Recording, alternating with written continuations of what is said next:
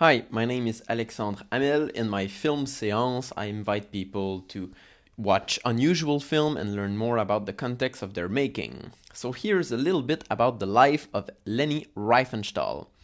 Leni Riefenstahl was born in 1902 in Berlin. She was from a middle lower class family. However, after the First World War, everybody was quite poor in Germany and she was living in a kind of difficult council estate in Berlin. She didn't start her career as a filmmaker. She started her artistic career as a dancer. She was practicing a form of dance called Ausdruckstanz. It was very much associated with the fascist aesthetic, like Art Deco and this kind of stuff.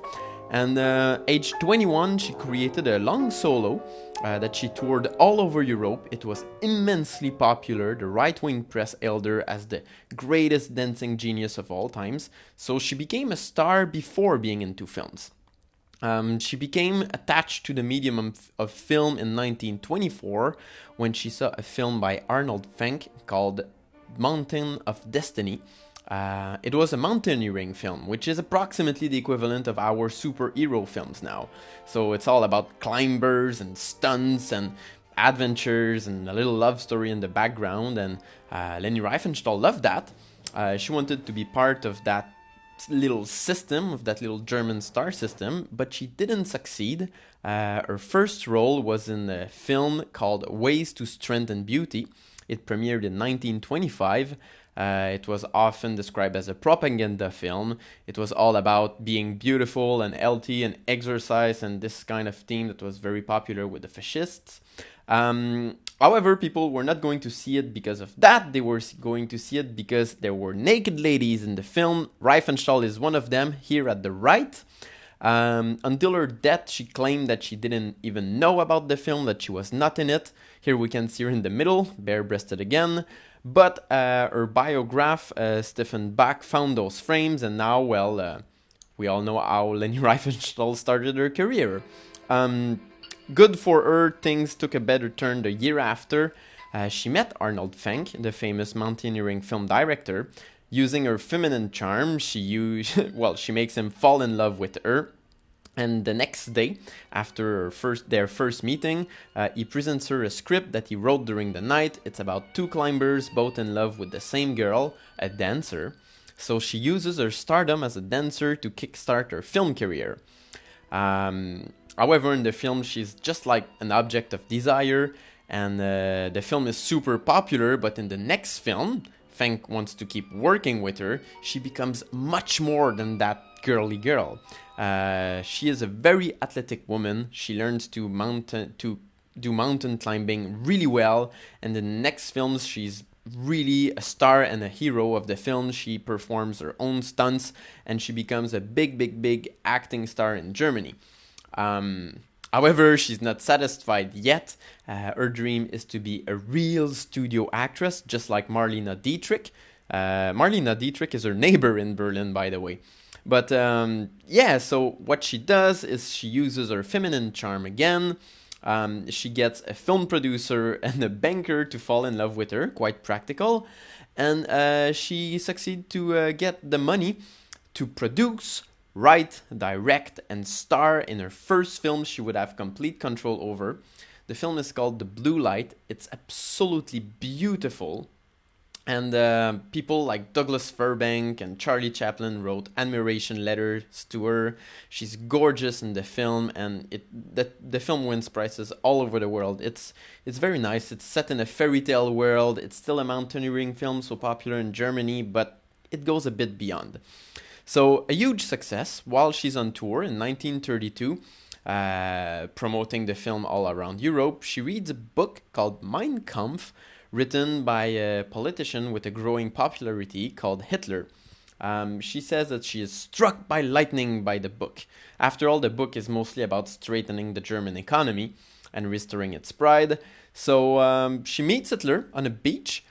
She simply writes to him, and Hitler is a big fan of cinema. He often said that he was inspired by films like Metropolis for his idea of the Third Reich.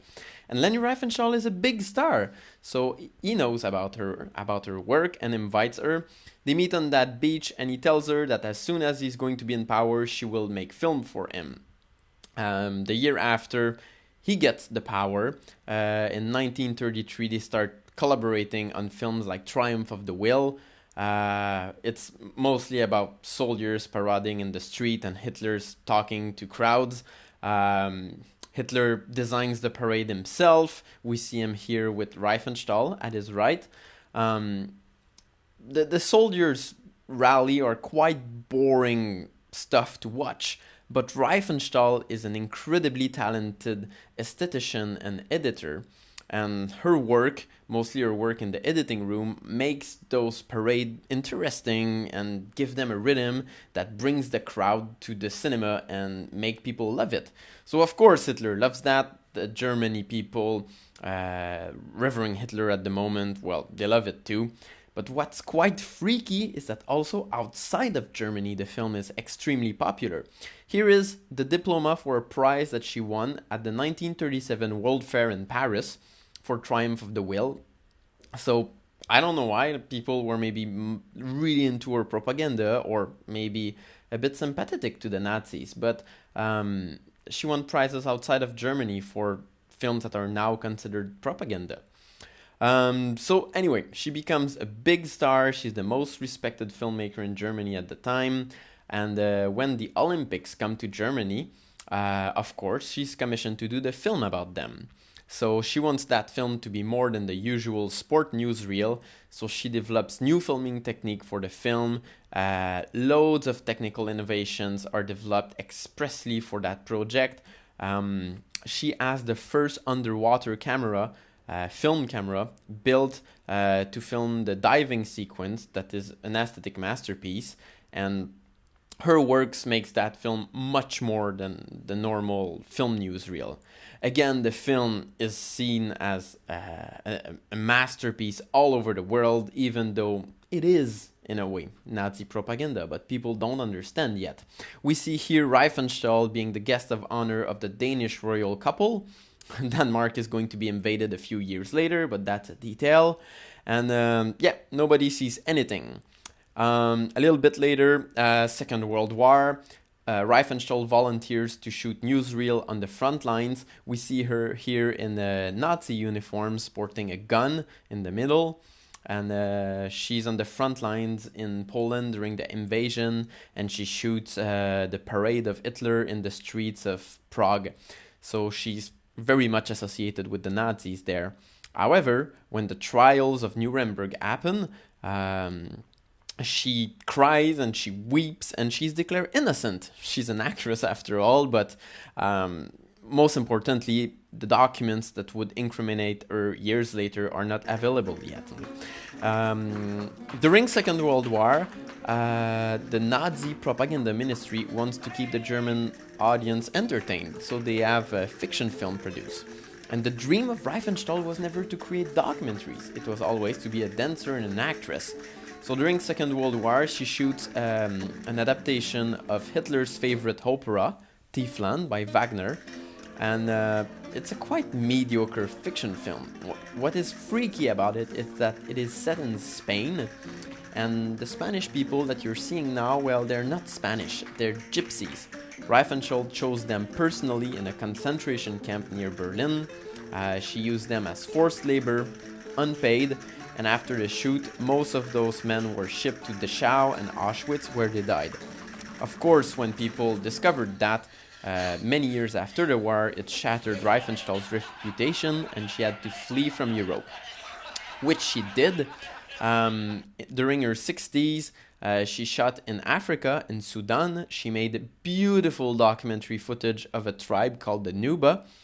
She made a photographic book that was very, very successful and gave her financial stability for the rest of her life.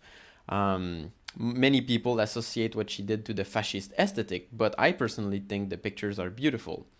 Anyway, that financial stability allows her to do whatever she wants, so she decides to shoot coral reefs and fish underwater. We can remember that she had the first underwater cinema camera invented, and she does all that with her 30-year-old boyfriend. So she spends most of her 70s shooting underwater. And then in her 90s, she returns to Sudan during a civil war to meet again the Nuba tribe that she had shot 30 years earlier. She survives an helicopter crash, age 98, in Sudan again, and then returns to Berlin and died age 102 years old of old age. This is the freaky life of Leni Riefenstahl.